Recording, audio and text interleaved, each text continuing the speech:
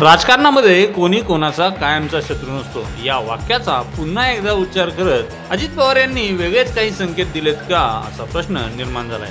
काही दिवसांपूर्वी एका वृत्तवाहिनीला मुलाखत देताना शरद पवार यांनी पक्ष सोडून गेलेल्यांना पुन्हा पक्षात घेणार नाही असे विधान केले होते। यावर आता अजित पवार यांनी विधान केले।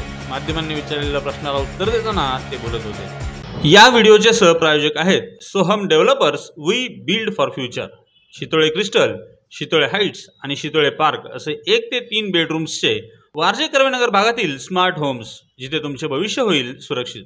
अंजनी लॉन्स मंगल कार्यालय, कोंडवे धावडे, पुणे। पार्किंग, जेवणाचा स्वतंत्र हॉल आणि वधूवरांच्या सुसज्ज खोल्यांसह बजेटमध्ये असलेले एकमेव खात्रीशीर मंगल कार्यालय।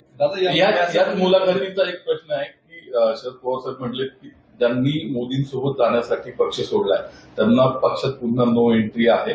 दिवाळी तुम्ही दरवर्षी एकत्रित साजरी करता, पण त्यांना यावेळेस तुम्ही ना इतके काहीतरी त्याच्यातनं अर्थ काढता। अहो, निलेश लंकेने पक्ष सोडलेला होता, निलेश लंकेला वेलकम केलं ना राजीनामा देऊन। हे कशाचं आलंय? तुम्ही काय घेऊन बसलाय? हे फक्त सांगायचं असतं, याच्यात काही तथ्य नाही। मी तुम्हाला नेहमीच सांगतो, राजकारणामध्ये कुणी कुणाचं कायमचं मित्र नसतं, कुणी कुणाचं कायमचं विरोधक नसतं।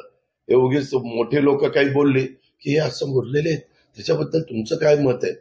हे बोलणारे बोलणारच, त्यांना तिथं एक समरावस्था निर्माण करायचीच आहे। लोकांच्या मध्ये एक संशय कल्लोळ त्या ठिकाणी निर्माण करण्याचा त्यांचा प्रयत्न असतो।